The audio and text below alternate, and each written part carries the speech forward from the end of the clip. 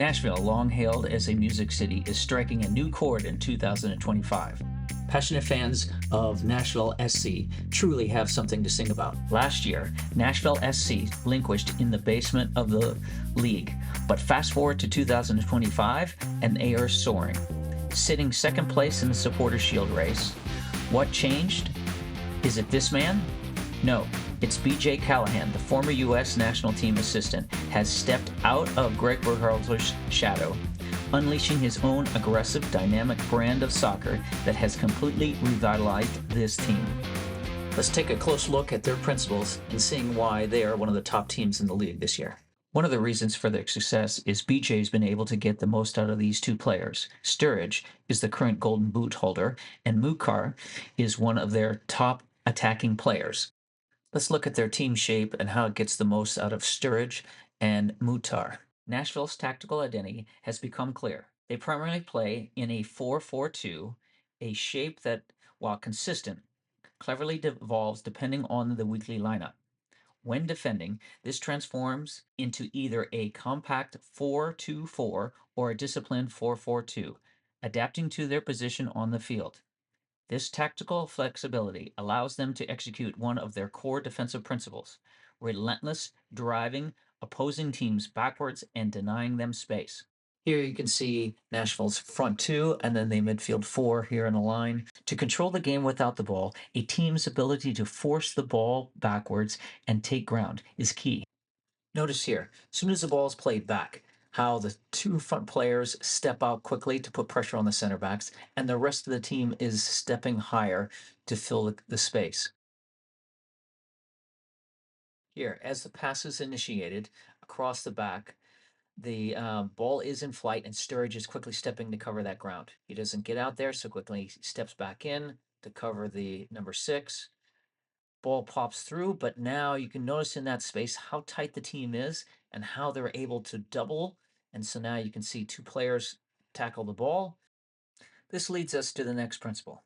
We see how compact Nashville is defending, but Surge is in a position where he is 1 versus 1. This is how Nashville can start to counter teams. It's not pressing to win the ball, it's about pressing to score goals. Look at how once they win the ball, how they look to counter. Notice how their line is high. The players have stepped high. Sturridge steps out. It's not here on this pass, but it's a pass off the goalkeeper that's the trigger.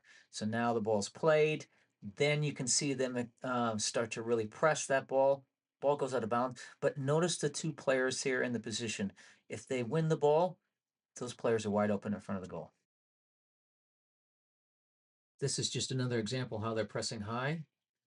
But notice the two weak side players, the space that they have to attack if they're able to win the ball. You can see multiple players around the ball. They're able to quickly switch the point of attack here. And now they've created a 1 versus 1. Let's look at their attacking shape in the build phase.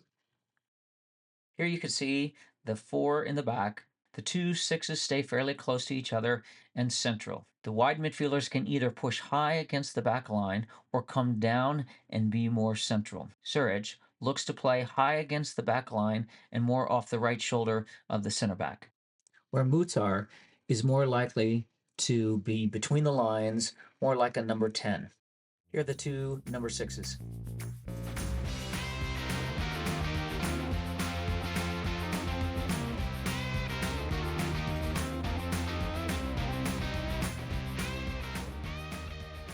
Sometimes in the build, the back line will morph to 3 in the back, pushing one wide back high and the other stays central with the 2 center backs. A wide midfielder will come in, or in this case, a forward will come down to make a group of 3 in midfield if needed.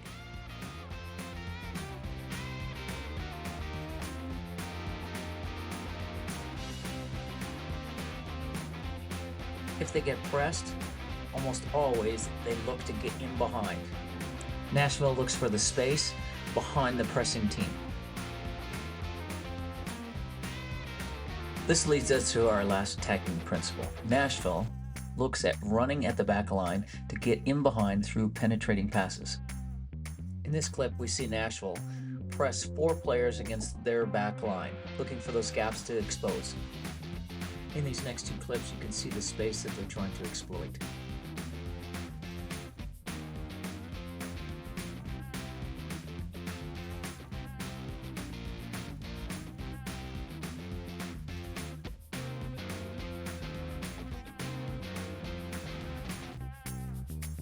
Once they exploit the space in behind, they look to get numbers forward to support the ball.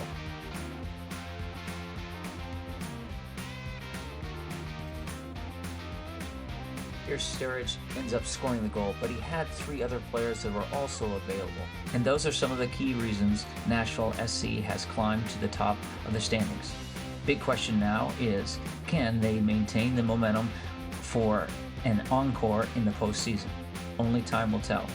If you enjoy this tactical breakdown of an MLS team, please consider liking this video and subscribing to the channel to help us grow.